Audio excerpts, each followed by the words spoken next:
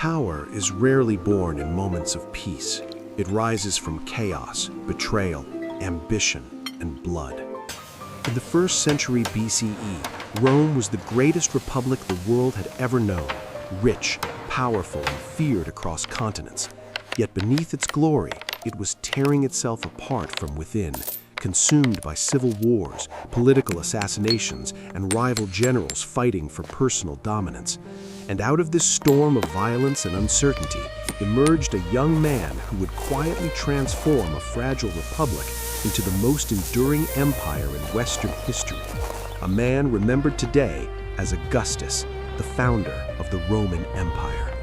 For nearly 500 years, Rome had been governed as a republic, where power was shared between elected officials, the Senate, and popular assemblies, and where no single man was supposed to rule alone. Yet by the 1st century BCE, this system was collapsing under the weight of corruption, inequality, and endless wars of expansion. As wealthy elites grew richer, ordinary citizens struggled, and ambitious generals discovered that loyal armies were more powerful than laws. And among those generals was Julius Caesar, a brilliant commander who conquered Gaul, gained enormous popularity, and eventually marched his army into Rome, defying the Senate and igniting civil war.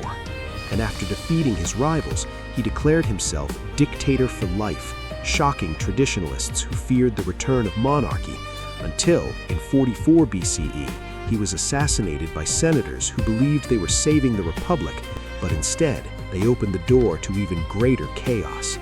Caesar's death created a dangerous power vacuum, and into this vacuum stepped his adopted son and heir, Octavian, later known as Augustus, an 18-year-old with no legendary reputation and no great army, yet armed with intelligence, patience, and political instinct. And while many underestimated him, he moved carefully, forming an alliance with Mark Antony and Lepidus, eliminating enemies through brutal purges, executions, and confiscations, while presenting themselves as protectors of Caesar's legacy. And together they defeated Caesar's assassins and seized control of the Roman world. Yet this alliance was never meant to last, because Rome was too powerful for shared rule. Rivalry soon grew between Octavian and Mark Antony, who aligned himself with the Egyptian queen Cleopatra and ruled the eastern provinces almost like a king, alarming many Romans who feared foreign influence.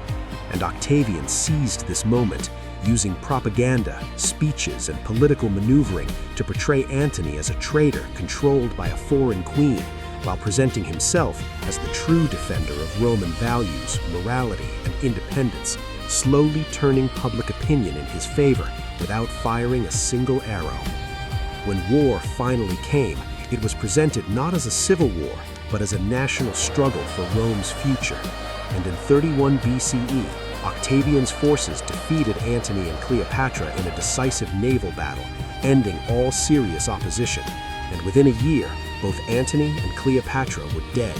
Egypt was absorbed into Roman territory, and Octavian stood alone at the top of the Roman world, commanding unmatched military, political, and economic power. Yet unlike Caesar, he did not declare himself dictator because he had learned from history, and instead of taking power openly, he chose a far more subtle path. And in 27 BCE, he appeared before the Senate and announced that he was returning his extraordinary powers to the Republic, a dramatic gesture that shocked Rome's elite. But in response, the Senate granted him new titles, honors, and legal authority, including the name Augustus, meaning the revered one, and control over the most important provinces and armies. And in reality, nothing had been surrendered, because he now controlled most of the legions, key financial resources, foreign policy, major appointments, and religious authority, while pretending to be merely first among equals. This moment marked the birth of the Roman Empire, because although the Republic still existed in name, real power now belonged to one man. And Augustus did not rule through terror, but through stability, because after decades of civil war, Romans were exhausted and wanted peace more than political freedom, and Augustus gave them exactly that. Reorganizing the army into a professional force loyal to the emperor, reforming taxation, strengthening borders, creating efficient administration, restoring traditional religion, promoting family values, and sponsoring literature and art to present an image of moral and cultural rebirth. Under his rule, Rome entered the Pax Romana, a period of relative peace and prosperity that lasted nearly 2 centuries, and Augustus transformed the city itself through massive construction projects, building temples, roads, aqueducts, and public spaces, famously claiming that he found Rome a city of brick and left it a city of marble. While across the empire, he standardized laws, expanded trade, strengthened provincial administration, and spread Roman culture from Britain to Egypt and from Spain to the Middle East. Yet beneath this stability lay a new political reality, because freedom had been exchanged for order.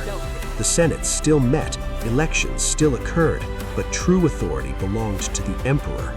Dissent became dangerous, opposition faded, and politics shifted from public debate to palace intrigue, while Augustus carefully shaped his image as a servant of the state and a father figure to the nation, making monarchy acceptable without ever calling it by that name.